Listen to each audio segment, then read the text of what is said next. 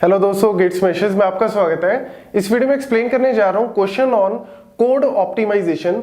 देखो स्टूडेंट्स के काफी हमारे पास कमेंट्स आ रहे हैं कि सर कोड ऑप्टिमाइजेशन के ऊपर आपने जितनी भी वीडियोस दी हैं उससे हमें पूरा का पूरा कॉन्सेप्ट जो है वो क्लियर हो गया है, चाहे पीप होल है, लूप ऑप्टिमाइजेशन है, machine dependent, independent, each and everything. लेकिन किस टाइप के क्वेश्चन जनरली आते हैं कॉम्पिटिटिव एग्जाम में, तो वो पॉइंट जो है वो कहीं ना कहीं रह गया है। तो उस पॉइंट को कवर अप करने के लिए मैं ये क्वेश्चन लेके आया हूं, जिससे आपको आइडिया होगा कि कॉम्पिटिटिव एग्जाम में स्पेशली किस टाइप का क्वेश्चन आता है। और अगर हम बात करें कॉलेज यूनिवर्सिटी एग्जाम में, तो देखो उसमें तो आपको सिंपली थ्योरी क्वेश्चन पूछे जा सकते हैं। मशीन डिपेंडेंट क्या है, इंडिपेंडेंट क्या है, उसके अंदर कौन कौन सी टेक्निक्स आती हैं, उसको एक्सप्लेन करो विद एग्जांपल। तो वो तो आपको इन सारी वीडियो से हेल्प मिल ही जाएगी। लेकिन अगर हम कॉम्पिटिटिव एग्जाम की बात करें ना, तो देखो ये क्वेश्चन मैंने स्पेशली इसीलिए है क्योंकि ये सिमिलर काइंड ऑफ क्वेश्चन ना, थोड़ा बहुत चेंजेस हैं। सिमिलर काइंड ऑफ क्वेश्चन 2 से 3 बार ऑलरेडी आ चुका है। और इसके अलावा जो भी क्वेश्चन आपको मिलेंगे ना, वो सिर्फ और सिर्फ थ्योरी के क्वेश्चन है कि ये क्या होता है, ये क्या है, इसका एग्जांपल ये आएगा या नहीं। मतलब आपको मैक्सिमम कहानी जो है ना वो इसी क्वेश्चन से ही क्लियर हो जाएगी। तो देखो क्वेश्चन में यहां पे आपको कोड सबसे पहले नोट कर लेना है कि क्या यहां पे लिखा हुआ है। यहां पे क्वेश्चन पूछ रहा है which of the following above statement, sorry which of the above statement is actually false. तो अबव स्टेटमेंट में हमारे पास आता है code contain loop invariant common sub expression. तो देखो सबसे पहले कोड को एनालाइज कर लो कि कोड में कहना क्या चाह रहा है। अब यहां पे इन क्वेश्चन को करने के लिए आप क्या करो, ऑप्शन एलिमिनेशन वाली जो है वो टेक्निक यूज करो, क्योंकि ऐसे तो आपको पता ही नहीं ना, आपको कोई आउटपुट थोड़ी ना लिखनी है कि कोड क्या आउटपुट दे रहा है। आपको एक्चुअल में इसमें से ही ढूंढनी है कि फॉल्स कौन सी है, ट्रू कौन सी है, ये वो। तो देखो code contain loop invariant computation. अब देखो लूप इनवेरिएंट कंप्यूटेशन का मतलब क्या है, जहां पे हम हाई फ्रीक्वेंसी रीजन से किसी स्टेटमेंट को लो फ्रीक्वेंसी रीजन में शिफ्ट कर सके। मतलब लूप के अंदर कोई ऐसी स्टेटमेंट जिसको अगर हम लूप से बाहर भी लिख देना, लूप से बाहर भी लिख दें, तब भी सिमेंटिक चेंज नहीं होगा, तब भी कोई प्रॉब्लम नहीं होगी। हाँ एडवांटेज मिल जाएगी, क्या, आपका ऑप्टिमाइजेशन हो जाएगा, क्योंकि that statement will not execute as much as time, जो अगर हम लूप के अंदर लिखने के बाद होती है। तो देखो अगर हम इसमें बात करें लूप इनवेरिएंट की, तो देखो आप ध्यान से देखो कोड को, यहां पे मेरे पास पहला लूप आ गया, यहां पे दूसरा लूप आ गया।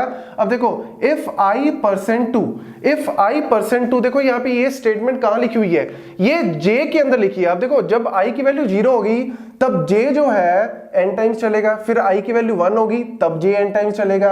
मतलब for each value of i ये n टाइम्स चलने वाला है। और हर बार क्या होगा, i%2 कैलकुलेट होगा। तो यार i%2 j के अंदर लिखने की जरूरत ही नहीं है। आप i%2 को यहां से निकाल के ऊपर वाले में ले जाओ।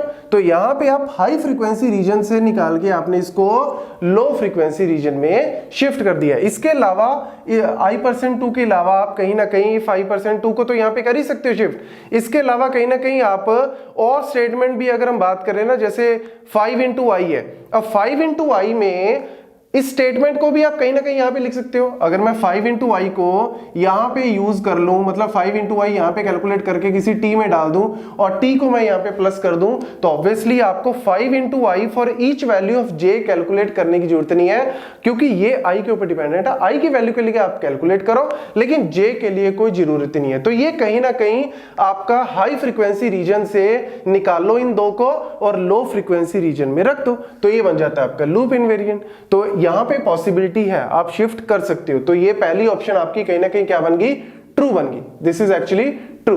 Then it contains common sub expression elimination. Common sub expression का मतलब क्या है कि एक ही एक्सप्रेशन मल्टीपल टाइम्स लिखा हुआ है, तो आप उसको हर बार कैलकुलेट करने की बजाय एक बार कैलकुलेट करो, लेटर ऑन उसको यूज कर लो उस वैल्यू को। तो देखो ऐसा कुछ आपको दिख रहा है, हाँ ये रहा 4 into j। तो देखो ये 2 बार कैलकुलेट कर रहे हैं, 4 into j।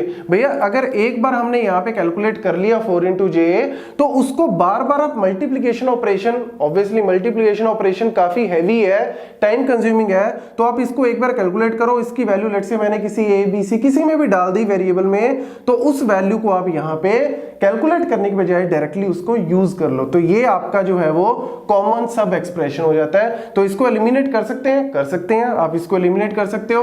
तो ये भी क्या बन गई आपकी, ट्रू।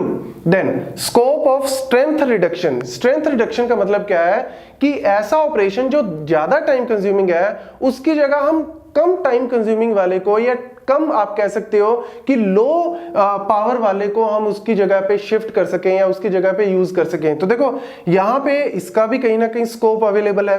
कैसे?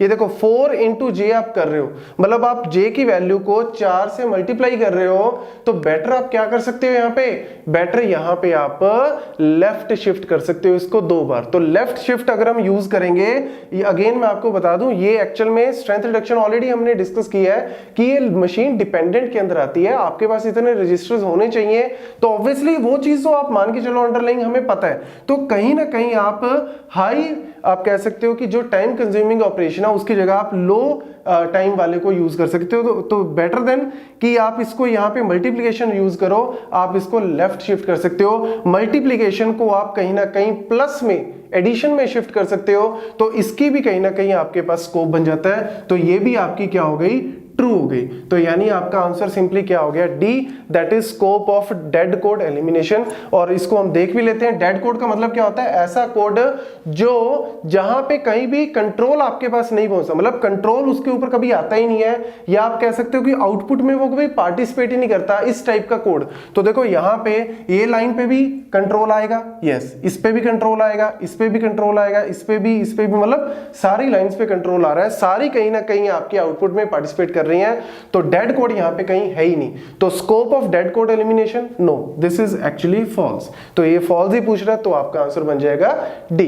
तो इस तरीके से कहीं ना कहीं आपको जस्ट एनालाइज करनी है, चेक करके आपको पता होना चाहिए डिफरेंट टाइप ऑफ कौन कौन सी हमारे पास कोड ऑप्टिमाइजेशन टेक्निक्स है। अगर आपको नहीं पता तो डिस्क्रिप्शन बॉक्स में लिंक दिया हुआ, आप एक बार उसको चेक कर लो। ऑलरेडी हमने ये सारी डिस्कस कर चुके हैं, कौन कौन सी टाइप्स हैं, उनके एग्जांपल हमने डिस्कस कर लिए हैं।